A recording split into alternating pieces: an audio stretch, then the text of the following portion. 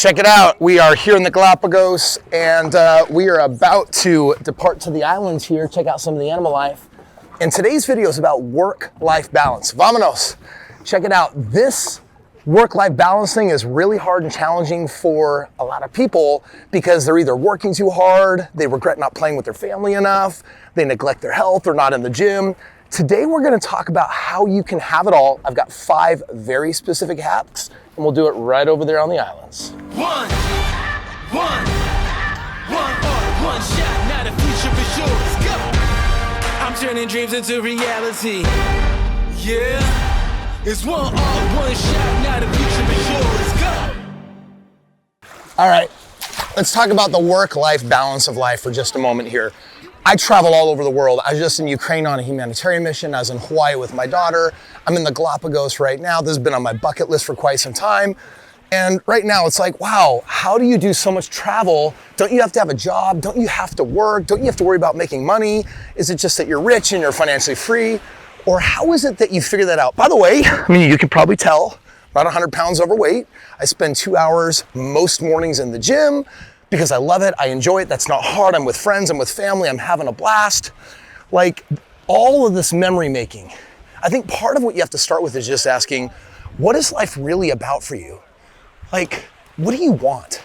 You see, I love travel, I love memory making, I love being with my family, I wanna live a long life, so I love being fit, I love being healthy, and you know what? I'm on a really expensive yacht, costs a lot of money. And so I need to also have enough money that I don't feel restricted in my options of how I want to live my life. So here's the big question. How do you have it all? So you can't achieve a work-life balance if you actually don't know what you're trying to balance. You know, for me, when I think of having it all, it means that I've got to be putting a certain amount of effort and energy into my health, because if I want to live a nice long life, if I want to be strong, if I want to be fit, if I want to have the cardio ability to hike Mount Kilimanjaro or whatever it is, then I got to be taking care of my health. For me, I have to balance that against my relationships, which means what are my core relationships with my wife or with my children or with people that I work with? There's a certain amount of investment I need to make into them to even just maintain, if not improve those relationships. I've also got to be maintaining that relationship with me and myself, like God, right? That's another one of those key relationship components that a lot of people leave out that needs not just maintenance, but needs an investment. And then finally, financially, right? Every day you've got to be making choices that allow you to financially improve your life. And it can't just be trading time for money. It's got to be making sure at some point your money's working for you. There's got to be a residual component. There has to be something you're working towards that you could sell someday and make piles of money. All of these things contribute as a whole. So to make it really simple, the first secret, the first hack to achieving work-life balance is to know what it is, which means you've got to design what you want for your health, you've got to design what you want for your wealth, and you've got to design what you want for your relationships. Once you get clear on that, we can then design a plan on how we're going to actually make that possible by working on it just a little bit every single day. All right, here's my second hack. Everything that is important for you to achieve, if you get it boiled down to a couple of actions like, oh, I've got health goals. So that means that every day there's something to do for your health. If there's a relationship goal, there's something to do to invest into that. If there's something for your finances, here's my secret. Everything that's important, have it done by 9 a.m. Most people start their day at 9 a.m. That's when they get to work.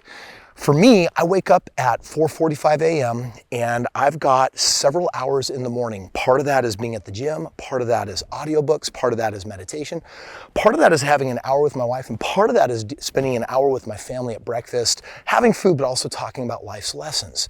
So everything that's important in developing those at-home relationships, developing my health, and also my financial goals, all of those happen before the day starts. And because I make that a priority, you know that that's where my results are going to lie. Most people, I think, make the mistake of accidentally procrastinating. It's like, well, I woke up and then I got busy, then I had to go to work. And if I have some time when I get home, I'll work on the things that are most important. Start your day with what matters most. And if you do, don't be surprised if you can do that every single day, that it takes the least amount of time possible to make those goals and dreams manifest. Hack number 3. This device has the ability to either help you absolutely organize your life, become more effective, more efficient, or it can be a huge distraction. Let's talk about, first of all, the way that you use a particular app, your calendar. How are you using your calendar? Most people will calendar work appointments. They might calendar a couple of family activities, but for the most part, they basically use their calendar only for one or two things. Everything in my life that I need to achieve balance, it is programmed in my calendar. That means that prayer time, meditation time, gym time. It means when I'm gonna hang out with friends, or when I'm investing in on a trip with family, I'm gonna go somewhere.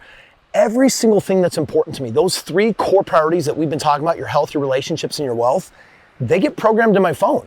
It also means that if I'm gonna present a big real estate deal to somebody, or if I'm gonna go work on closing up a business, or I'm trying to exit a company, that's also on my calendar. So use your calendar for everything that's important, even the tiniest thing. If you look at my calendar, you're gonna see that it often looks triple booked or quadruple booked for a 30-minute or a 15-minute gap. And that's because sometimes I have the smallest instruction. It's like, oh, make sure that you write an email to this person, text this individual. If it's in your life and it's driving towards those three main outcomes so that you can have it all and achieve this balance, it should all be in your calendar. If you're not calendaring something that is important to you, then I would argue that it's not. Because here's how you know if something is important to you. It's gonna show up on your calendar, or it's gonna show up in your balance sheet, meaning you're spending some money, it's on a credit card bill, it's on a debit card, it's landed in your bank account, because it either costs money or it costs time. If it's doing one of those two things and it's important, pop it in here. That's how you know that it is a priority. By the way, speaking of work-life balance, I got 2 more hacks for you, but first, I gotta pause this video to go play with my family.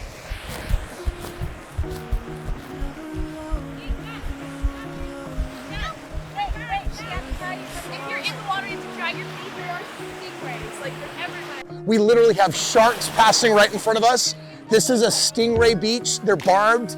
It is bad if you step on them, so we're dragging our feet. Dude, is this not amazing? This is super cool. They're literally all around us right now. It is so crazy to see this amount of wildlife. And then we've got like these bones on the beach from sea lions, which is just kind of wild. Okay, we're gonna see if we can find one right here. It's huge. And there's 2 of them right here side by side.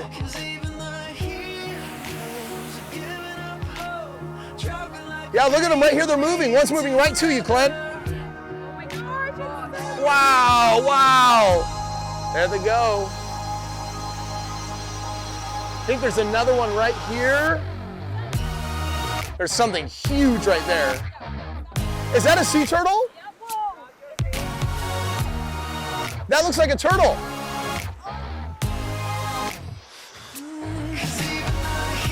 Oh, it is a sea turtle, look at it.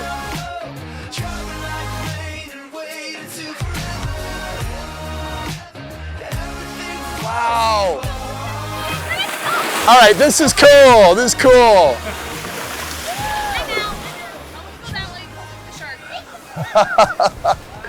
If you get the work-life balance achieved, guess what? You can make some really cool memories go down. All right, check it out. My 4th hack for you, you have got to lock down your phone.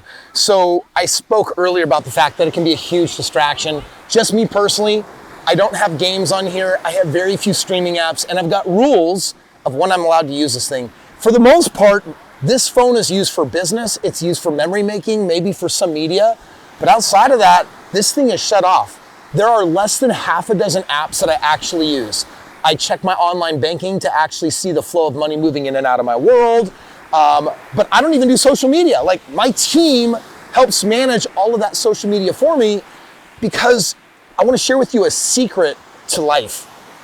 And it's about being present. And when you're focused on your past, you're not present.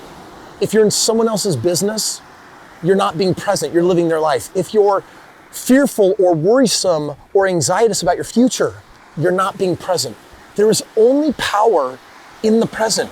So if you're using this moment to stare at this and play video games, or just basically get lost, shut down, or just stream, and it's not towards a specific benefit for you, you might just be kissing some life away. And I think that's one of the great tragedies of our generation, is this is a huge amount of responsibility. So you have to know what your rules are. I've switched up my rules through time, and I want to share a couple of them with you right now. I've had rules where after 6 p.m., my phone literally gets locked up in my wife's care and I can't use it for the evening. We've tried on other rules where I get it for half a day and not the other half of the day. I've had rules that dictate what my schedule looks like throughout the week. Like, for example, all Wednesday is my wife's day for just her and I, and this phone gets locked up and it comes out for 5 minutes at a time when we mutually agree. We're highly sensitive to how we use this because it's either gonna build the life that we want and achieve that work-life balance, or every day it has the power to take that away. Here's a scary stat. Come here. Did you know that the average person now spends 12 hours a day on a device for work, for streaming, for wasting time, for doing something good? 12 hours, right? Our world is rapidly virtualizing all across the board. So one of the things that you should maybe become aware of is, how am I using this the right way? And are there ways that I might be using it the wrong way? I'm just telling you right now, if there are ways you're using it the wrong way, then create some new rules on when you lock your phone down so that you can become more present and do with your life what you really feel like you're supposed to be. All right, the fifth hack that I have for you are two of my favorite hacks smushed into one. It's two words: ditch and delegate. We live in a world where people talk all the time about how busy they are, but all that really means is that you've overcommitted and you don't have enough time to do it. There's only 168 hours in the week, and if you've committed to 200 hours worth of things, your integrity is gonna go down, you're gonna feel behind, you're gonna tell everyone you're too busy. No one else is gonna feel prioritized because everyone's always getting put off. Things feel procrastinated, and it's because you don't know how to say no. Ditching is all about saying no, and delegating is when you say yes, but you can ask someone else to do it instead of yourself. Remember, you and I, we only have 24 hours in the day, but there's a reason why my time can be worth hundreds of thousands of dollars in an hour, when in the beginning, it was literally worth less than $15 an hour. What made the difference? I learned how to say no by ditching, and I learned how to hand things off by delegating. And the things that I'm doing are only a byproduct of the highest and best use of my time.